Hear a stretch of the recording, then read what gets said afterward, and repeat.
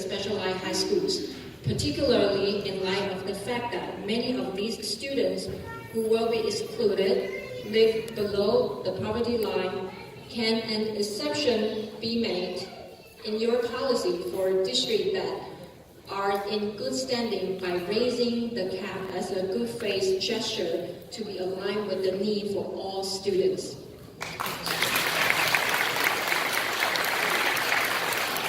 So before I kind of dive into that question, I also want to very quickly recognize two superintendents that are in the room. I saved them for last and then I went on without recognizing that Superintendent Prayer is here, and I want to thank Mike for being here as well.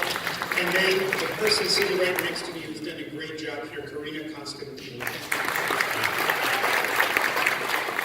So the elephant in the room is the question about the specialized high schools. And so I want to start very quickly by saying that the conversation has started about public schools.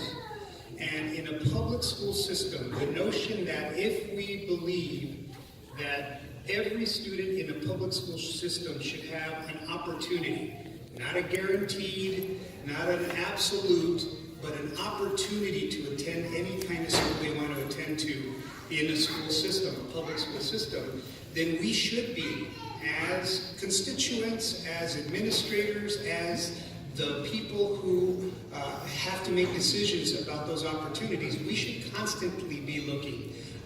Do we have any unintended or intended consequences that make it difficult for everyone to have an opportunity? That's what we're talking about, is an opportunity. Now, I'm going to be very honest with where I think everybody kind of knows where I stand.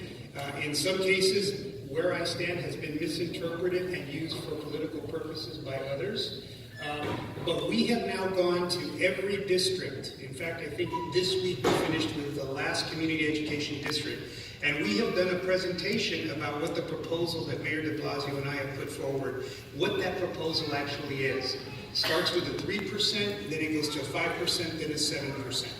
Now, it is not a fait accompli, but you have to start somewhere with a conversation. What we know is that the current status quo guarantees that not every student in New York City has an opportunity if they choose to go to a specialized school. The system doesn't provide the opportunity or the access for opportunity for our students. All you have to do is look at the statistics, look at the scores, look at who comprises in one of the most diverse cities, not only in America, but in the world. Look at who is able to get into these schools and who's not. Now, that being said, it doesn't mean that those students that are availing themselves of opportunities to go to specialized schools in any way, shape, or form are doing anything wrong. Quite the contrary. They're doing well, they're getting those opportunities, they're going. It's not about taking away opportunity, but it also is about, do we have the best processes for guaranteeing opportunity or providing opportunity for students? What I would say is also this. In the 11 months that I've had the opportunity to be chancellor in New York City, I've visited hundreds of schools by now. And I will tell you that there is this notion that the only way to get a quality education is to, at the secondary level, go to a specialized school. And unfortunately, as I've met with parents across the city, there are many parents that have said, not many, but there are some parents that have said to me, the only option for my child is a specialized school. So there is this mentality, this ideation, this idea that says that is the only choice. I want to dispel that myth. I can take you to high schools across all 5 boroughs that are not specialized schools, many of whom don't have screens for students to get in, that are doing incredible, incredible work with students, and students want to go to those schools. So the idea, first and foremost, that I personally want to challenge is that the only quality education is in a specialized school. That's just not the case in New York City, where we have so many incredible options. The second thing that I think is important is that if we are providing opportunities for children for specialized education, we're not alone in New York City in terms of having specialized schools. There are 165 specialized schools in America, across the country. And by the way, because I've also had emails sent to me where people have said, well, wait a minute, you're a hypocrite because your daughter went to a specialized school. Yes, she did. She went to a specialized school in San Francisco, California when I was a deputy superintendent in San Francisco. But you know what she had to do to avail herself of the opportunity to go to specialized school? She had to submit her grades. She had to submit her state test scores. She had to write an essay. And because she was coming from out of state, she had to take an admissions test, which wasn't the kind of SHS that we have here in New York. It was based on English language arts and math so that they could place what level she would go into. And then the secondary part of that was there was an interview. So it wasn't a single test like we currently have in New York City. I will tell you that of the 165 schools across America that have specialized high schools, New York City is the only school system that uses a single test as the sole determinant for admission to a specialized school. So I would very respectfully, let's have a discussion. Is that the best way of identifying opportunity for all of our students?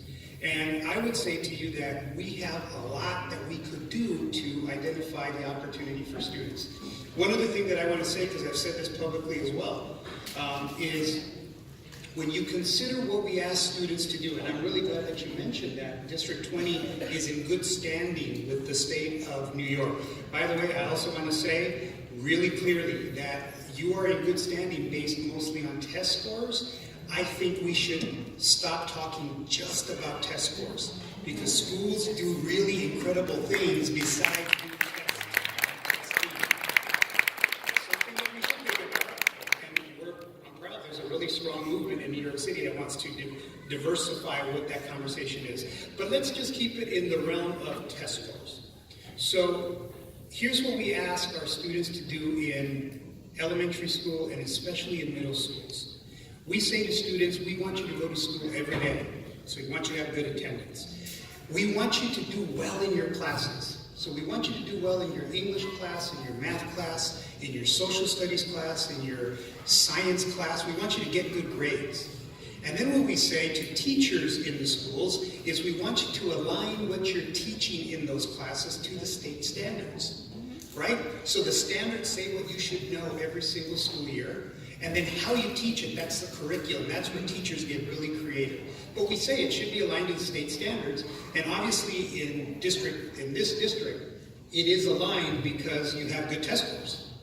So we tell teachers to align it to the state standards. We tell students to come to school every day. We tell students to do well in their school classes. Then we tell students, and do something else. Get involved in student government. Get involved in a sport. Get involved in a club. Do something else. Become a well-rounded student. And if that student and their family decides that the only option for them that they want to consider is a specialized school, in essence, everything we've told students and families to do doesn't matter.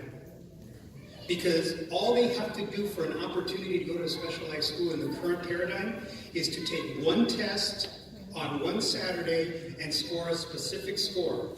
And by the way, that test is not aligned to state standards. So everything we're asking them to study in their English language arts, their math, their science, their social studies isn't aligned to necessarily what's on that test. So we're asking them to study for a test that's not aligned to what they do every single day in middle school. It really doesn't matter if they have good attendance because it's just based on one test. It doesn't matter if they're a well-rounded student because it's based on one test.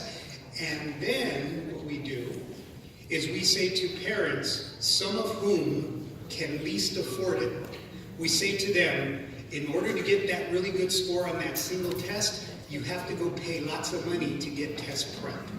And what really, really pains me is I've heard stories from parents that have chosen to give up lots of things to pay. And by the way, there's a cottage industry in New York City around prepping people for that test. Also the gifted and talented test. You're prepping 4-year-olds for a test. There is a conversation to be had. And it doesn't mean that I'm against specialized schools. It doesn't mean that the mayor's against specialized schools. But I think that we in New York City know how to do things better. And I think that the system we currently have in place, we should have a conversation. How can we do it better? How can we find a place where there aren't losers and winners, but we have a system and a process where we're all proud of? And that's a conversation that we've launched, and that's a conversation we want to have. Thank you, Chancellor.